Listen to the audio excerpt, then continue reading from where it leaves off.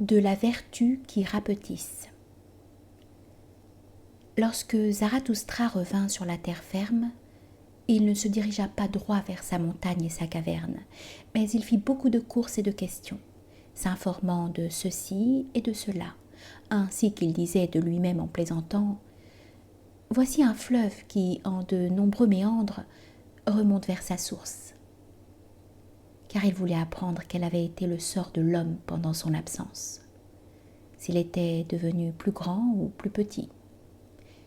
Et un jour, il s'aperçut qu'une rangée de maisons nouvelles était là. Alors il s'étonna et il dit « Que signifient ces maisons ? En vérité, nulle grande âme ne les a bâties en symbole d'elle-même. Un enfant stupide les aurait-il tirées de sa boîte à jouets, alors qu'un autre enfant les remette dans la boîte ?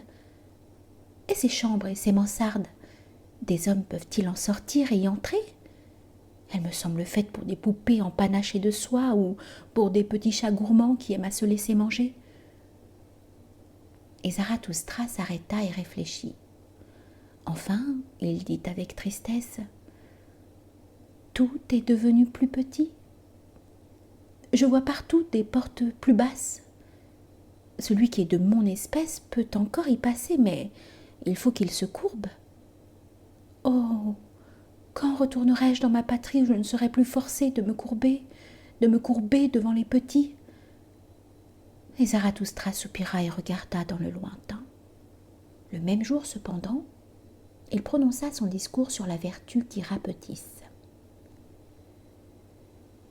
« Je passe au milieu de ce peuple, et je tiens mes yeux ouverts.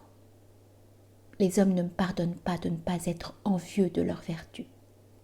Ils aboient après moi parce que je leur dis « À des petites gens, il faut de petites vertus », et parce que je n'arrive pas à comprendre que l'existence des petites gens soit nécessaire. Je ressemble au coq dans une basse-cour étrangère que les poules même poursuivent à coups de bec. Mais je n'en veux pas à ces poules à cause de cela. Je suis poli envers elles comme envers tous les petits désagréments. Être épineux envers les petits me semble une sagesse digne des hérissons. Ils parlent tous de moi quand ils sont assis le soir autour du foyer.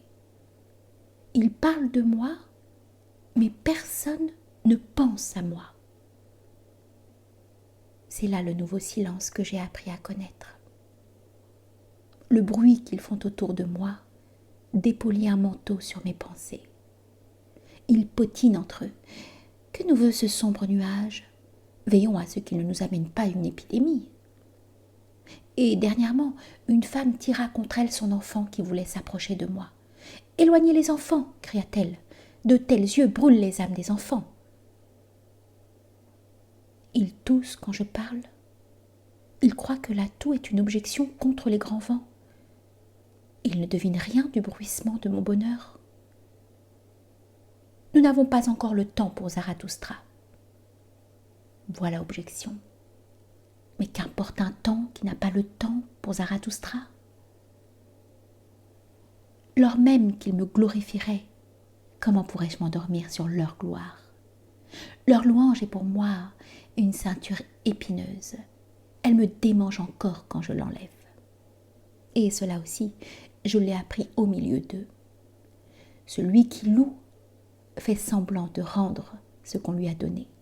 Mais en réalité, il veut qu'on lui donne davantage.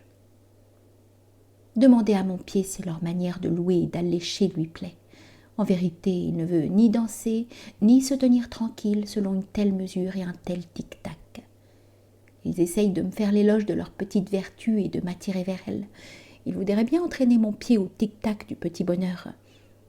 Je passe au milieu de ce peuple et je tiens mes yeux ouverts. Ils sont devenus plus petits et ils continuent à devenir toujours plus petits. C'est leur doctrine du bonheur et de la vertu qui en est la cause. Car ils ont aussi la modestie de leur vertu, parce qu'ils veulent avoir leurs aises. Mais seule une vertu modeste se comporte avec les aises. Ils apprennent aussi à marcher à leur manière et à marcher en avant. C'est ce que j'appelle aller clopin clopant. C'est ainsi qu'ils sont un obstacle pour tous ceux qui se hâtent. Les pieds et les yeux ne doivent ni mentir ni se démentir, mais il y a beaucoup de mensonges parmi les petites gens. Quelques-uns d'entre eux veulent, mais la plupart ne sont que voulus. Quelques-uns d'entre eux sont sincères, mais la plupart sont de mauvais comédiens. Il y a parmi eux des comédiens sans le savoir et des comédiens sans le vouloir. Ceux qui sont sincères sont toujours rares, surtout les comédiens sincères. Les qualités de l'homme sont rares ici. C'est pourquoi les femmes se masculinisent. Car celui qui est assez homme sera capable d'affranchir dans la femme. Et voici la pire des hypocrisies que j'ai trouvées parmi eux. Ceux qui ordonnent feignent eux aussi les vertus de ceux qui obéissent.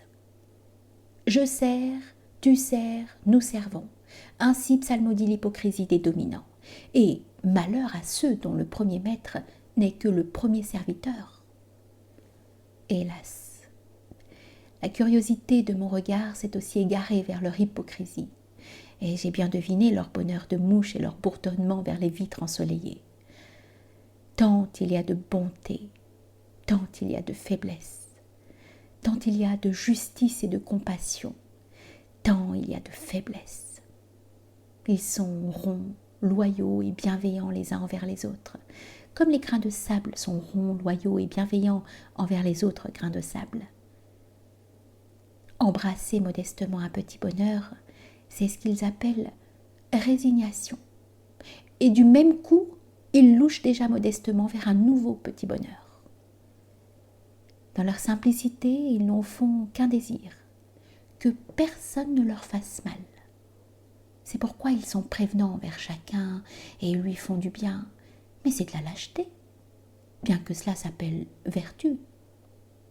Et quand il arrive à ces petites gens de parler avec rudesse, je n'entendis dans leur voix que leur enrouement, car chaque coup de vent les enroue.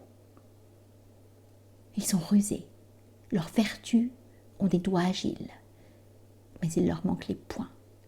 Leurs doigts ne savent pas se cacher derrière leurs poings. La vertu, c'est pour eux ce qui rend modeste et apprivoisé. C'est ainsi qu'ils ont fait du loup un chien et de l'homme, même le meilleur animal domestique de l'homme. Nous avons placé notre chaise au milieu. C'est ce que me dit leur hilarité.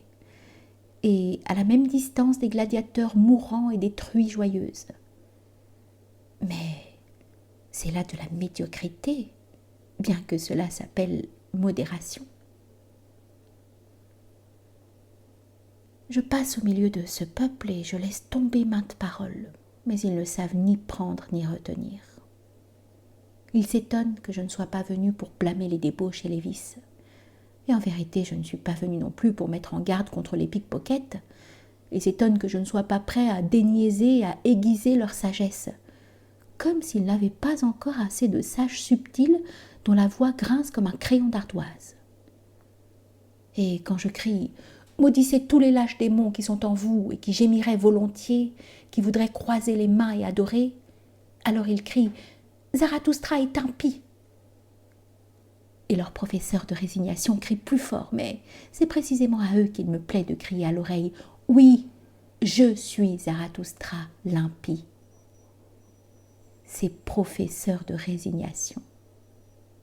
Partout où il y a petitesse, maladie et teigne, ils rampent comme des poux, et mon dégoût seul m'empêche de les écraser. Eh bien, voici le serment que je fais pour leurs oreilles. Je suis Zarathustra l'impie, qui dit « Qui est-ce qui est plus impie que moi pour que je me réjouisse de son enseignement ? Je suis Zarathustra l'impie. Où trouverai-je mes semblables ? Mes semblables sont tous ceux qui se donnent eux-mêmes leur volonté et qui se débarrassent de toute résignation. Je suis Zarathustra l'impie. Je fais bouillir dans ma marmite tout ce qui est hasard. Et ce n'est que lorsque le hasard est cuit à point que je lui souhaite la bienvenue pour en faire ma nourriture. Et en vérité, maintes hasard s'est approché de moi en maître, Mais ma volonté lui parle d'une façon plus impérieuse encore. Et aussitôt il se mettait à genoux devant moi en suppliant, me suppliant de lui donner asile et accueil cordial, et me parlant d'une manière flatteuse. Vois donc, Zarathustra, il n'y a qu'un ami pour venir ainsi chez un ami. Mais pourquoi parler quand personne n'a mes oreilles? Ainsi je veux crier à tous les vents. Vous devenez toujours plus petits, petites gens. Vous vous émiettez, vous qui aimez vos aises. Vous finirez par périr à cause de la multitude de vos petites vertus, de vos petites omissions, à cause de votre continuelle petite résignation. Vous ménagez trop, vous cédez trop. C'est de cela qu'est fait le sol où vous croissez. Mais pour qu'un arbre devienne grand, il faut qu'il pousse ses dures racines autour de durs rochers. Ce que vous omettez aide à tisser la toile de l'avenir des hommes. Votre néant même est une toile d'araignée, et une araignée qui vit du sang de l'avenir. Et quand vous prenez, c'est comme si vous vouliez, ô petit vertueux. Pourtant, parmi les fripons même, l'honneur parle. Il faut voler seulement là où on ne peut pas piller. Cela se donne. Telle est aussi une doctrine de la résignation. Mais moi je vous dis, à vous qui aimez vos aises, cela se prend, et cela prendra de vous toujours davantage. Hélas, que ne vous défaites-vous de tous ces demi-vouloirs? Que ne vous décidez-vous pour la paresse comme pour l'action? Hélas, que ne comprenez-vous pas ma parole? Faites toujours ce que vous voudrez, mais soyez d'abord de ceux qui peuvent vouloir. Aimez toujours votre prochain comme vous-même, mais soyez d'abord de ceux qui s'aiment eux-mêmes, qui s'aiment avec le grand amour, avec le grand mépris. Ainsi parle Zarathustra l'impie. Mais pourquoi parler quand personne n'a mes oreilles? Il est encore 1 heure trop tôt pour moi. Je suis parmi ce peuple mon propre précurseur, mon propre chant du coq dans les rues obscures. Mais leur heure vient, et vient aussi la mienne. D'heure en heure ils deviennent plus petits, plus pauvres, plus stériles, pauvre herbe, pauvre terre. Bientôt, ils seront devant moi comme de l'herbe sèche, comme une steppe, et en vérité fatigués d'eux-mêmes et plutôt que d'eau, altérés de feu. Ô heure bienheureuse de la foudre, ô mystère d'avant-midi, un jour je ferai d'eux des feux courants et des prophètes aux langues de flamme. Ils prophétiseront avec des langues de flamme. Il vient, il est proche le grand midi. Ainsi parlait Zarathustra.